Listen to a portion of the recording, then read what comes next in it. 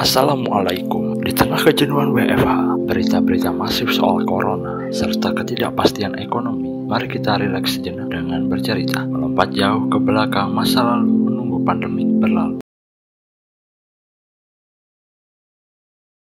Setelah si Meong keluar opname, selama kurang lebih seminggu, hampir 2 minggu, saya pun jadi nggak selampangan lagi bawa si Meong. Lebih kalem, tapi cuma bertahan sebulan 2 bulan. Habis itu saya menemukan cara asik naikin si Meong. Ternyata doi asik buat nikung-menikung. Bodi ringan, stang gak terlalu tinggi, shock rigid keras, khas Yamaha, plus cuma gas rem doang. Ternyata ngacir. Tapi saya nggak cerita tentang itu.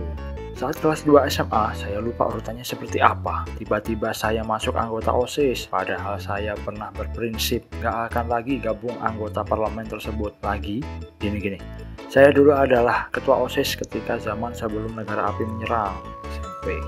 Bagi saya OSIS sama halnya seperti kursi DPR, terikat kursi jabatan plus kepentingan eksekutif, malah jarang membumi dan merakyat kala itu. Saya lupa jabatan saya saat itu bagian apa, kalau nggak salah masuk seksi pub, dek, dok, publikasi, dekorasi, dan dokumentasi. Suatu hari saat persiapan gelar kesenian, lagi-lagi saya lupa itu nama acaranya apa, yang jelas bakal ada konser panggung, tarian, band-bandan, drama, dan sebagainya. Nah, jauh-jauh hari kita semua rapat. Rapat ini adalah salah satu nilai plus dari ikut OSIS, sebuah alasan eksklusif buat skip ikut jam pelajaran. Tapi terdengar keren. Di sana saya kebagian untuk menyiapkan bahan dan perlengkapan dekorasi. Sepulang sekolah langsung berangkatlah saya ke toko ATK bersama teman saya. Untung saya bawa si Meong. Dan pijakan depannya yang lebar sangat membantu bawa bahan dan perlengkapan kala itu.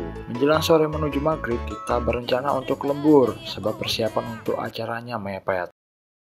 Kemudian salah satu teman ada yang nyeletuk. Dia bercerita tentang hal ganjil yang ada di salah satu kelas 2 IPA paling ujung. Katanya hampir tiap malam dia mendengar suara gaduh dari sana. Teman saya sebut saja Andi. Selain anggota OSIS, dia juga salah satu anggota majelis taklim di sekolah. Tak jarang ia sering menginap di sekolah. Bahkan katanya ada salah satu kakak kelas pernah dilihatkan penampakan di sana. Saat malam ketika semua pekerjaan 90% sudah selesai, kami bertiga, saya, Andi, dan Bagas penasaran dan lewat sana malam-malam. Awalnya tidak terjadi apa-apa. Saat kami beranjak meninggalkan tempat itu, tiba-tiba terdengar suara bantingan jendela keras sekali. Saya dan teman-teman pun kaget. Bukannya takut, kita semua malah jadi penasaran.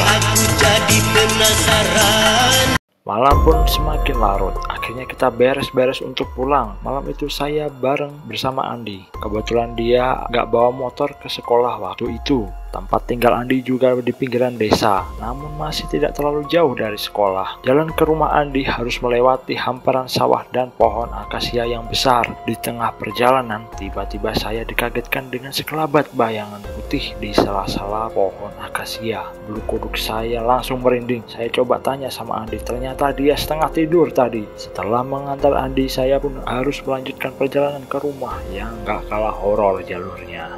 Banyak jalur yang minim penerangan, kebun, sawah, dan tanpa perumahan penduduk. Saat itu pukul 12:30 dini hari. Akhirnya tiap kali melewati jalur sepi, motor sedikit saya geber kencang.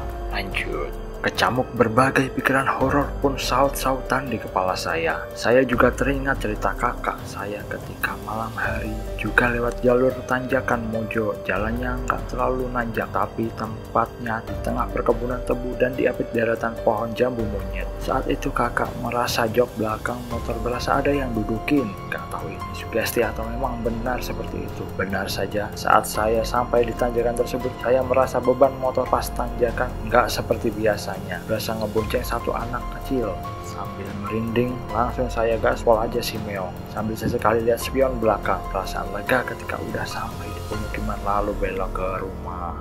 Esoknya acara pun berjalan sukses. Hari-hari pun berlalu. Suatu hari sepulang malam mingguan kelas anak SMA yang absurd zaman semono, saya cerita semua hal-hal yang saya alami pada sahabat saya Beng Beng. Ketika sampai di perempatan jalan yang berbeda, dia kemudian menyarankan, "Ngene ae mbleh, nek wedi spione diwalik ae." Teriak si Beng Beng di tengah perjalanan. Oke, sambil memutar arah kedua spion ke depan, langsung tancap gas sampai ke rumah melewati checkpoint horor tadi dengan selamat tanpa gangguan lagi.